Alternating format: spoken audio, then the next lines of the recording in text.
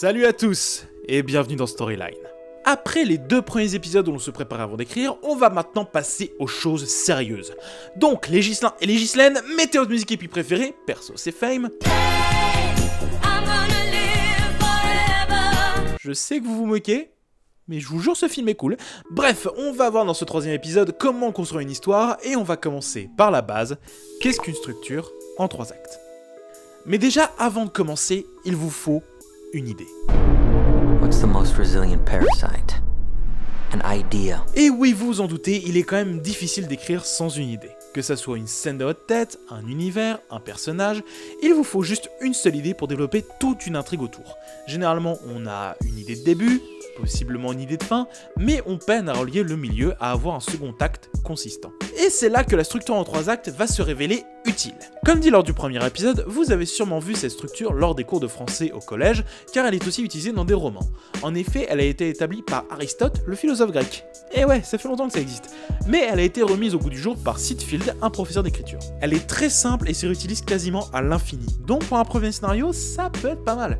Mais on apprendra au fil des vidéos d'autres techniques qui remplaceront la structure en 3 actes. De plus, je vais essayer de rester simple, car ce dont on va parler dans cette vidéo va être réutilisé plus tard quand on parlera de Joseph Campbell et du monomythe, car bon, c'est quand même vachement proche. Et pour mieux illustrer mon explication, je vais utiliser comme exemple un très bon film et un très mauvais film pour montrer qu'une même structure n'amènera pas au même résultat.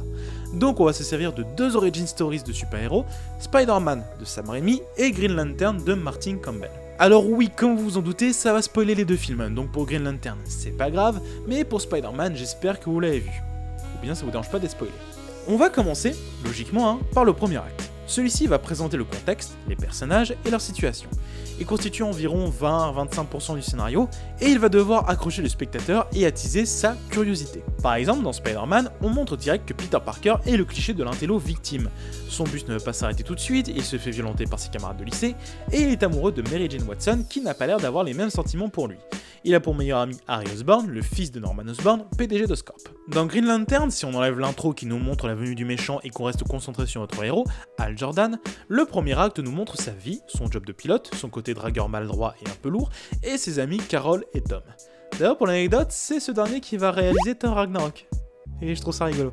Et on a aussi droit à quelques petits flashbacks sur le passé de Hal. À la fin du premier acte, nous avons l'incident déclencheur. C'est ce qui va chambouler la situation des personnages, créer le conflit et donc va les obliger à agir. Dans Spider-Man, c'est la cultissime piqûre d'araignée génétiquement modifiée, pendant qu'au même moment, l'armée américaine fout une pression monstre à Norman Osborn pour avoir un meilleur programme d'armement. Dans Green Lantern, c'est le moment où Hal Jordan va se faire attraper par une boule d'énergie verte et transporté vers le vaisseau craché de Abin Sur, un Green Lantern. Cet incident va également introduire l'un des méchants du film et surtout l'un des plus gros clichés que j'ai vu de ma vie, le professeur Hector Hammond. Sérieux, mais qu'est-ce qu'il bouffe là? Cet incident déclencheur va amener le deuxième acte. Pour simplifier, c'est le milieu du film. Il commence par ce qu'on appelle un nœud dramatique, c'est-à-dire un événement qui va amener l'intrigue et les personnages vers quelque chose d'inattendu. Dans Spider-Man, c'est la transformation physique de Peter Parker pendant la nuit, où il va avoir ses pouvoirs d'araignée et un corps de rêve, tandis qu'Osborn teste un sérum instable qui va le rendre... instable, et le transformer en bouffon vert qui cabotine. Dans Green Lantern, ce nœud dramatique est le moment où Hal Jordan prête serment et devient un Green Lantern, tandis que Hammond se fait contaminer par la force jaune de la peur, et donc va devenir un méchant. C'est quasiment la même chose que le nœud de Spider-Man, sauf que Green Lantern va utiliser le montage alterné. C'est assez classique de voir dans un montage alterné la naissance simultanée du héros et du méchant, mais c'est souvent efficace. Le deuxième acte est le plus long, c'est facilement 60% du scénario, et il a pour principe de poser des obstacles de plus en plus difficiles à surmonter, jusqu'à ce que les personnages, à bout de force, se retrouvent devant une péripétie insurmontable. Il va devoir en même temps développer l'intrigue et les différents arcs narratifs, accentuer les conflits et approfondir les thématiques et personnages. Dans Spider-Man, Peter découvre ses pouvoirs et défonce ce con de Flash car c'est un putain de bully de merde. Il va subir de plein fouet la mort d'Oncle Ben qui lui fait comprendre que un grand pouvoir implique de grandes responsabilités, provoquant la naissance du super-héros Spider-Man qui va apporter la paix et la justice dans la ville de New York. Et en parallèle, nous avons Norman Osborn qui perd son poste de PDG d'Oscorp et va sombrer dans la folie. Il va donc se déguiser en bouffon vert, foutre la merde, exploser plein de trucs et kidnapper des gens. Dans Green Lantern, Hal arrive sur Oa, la planète du corps des Green Lantern, pour comprendre ce nouvel univers et s'entraîner. Il va connaître de futurs antagonistes comme Sinestro et comprendre qu'il est particulièrement faible face aux autres Lanterns. Il va revenir sur Terre rongé par le doute et par la peur, n'acceptant pas sa condition de Green Lantern, tandis que Hammond se transforme en monstre moche, se rendant compte que personne ne l'aime ou ne le respecte. Ce deuxième acte va alors, petit à petit, rejoindre tous les arcs narratifs vers le point culminant de votre intrigue, celui où le conflit est à son paroxysme, le dernier combat avant que les personnages atteignent leur objectif, le climax, qui va débuter le troisième acte. Dans Spider-Man, c'est le combat final entre l'homme araignée et le bouffon vert sur le pont, avec Mary Jane et les enfants pris en otage. Et bordel, j'adore cette scène. Bonne musique, les coups amplifiés par les bruitages, les costumes déchirés, putain c'est génial. Dans Green Lantern, c'est le combat final entre Hal Jordan et le gros caca rasta nommé Parallax. Car bon, franchement, ça ressemble vraiment à un gros caca rasta.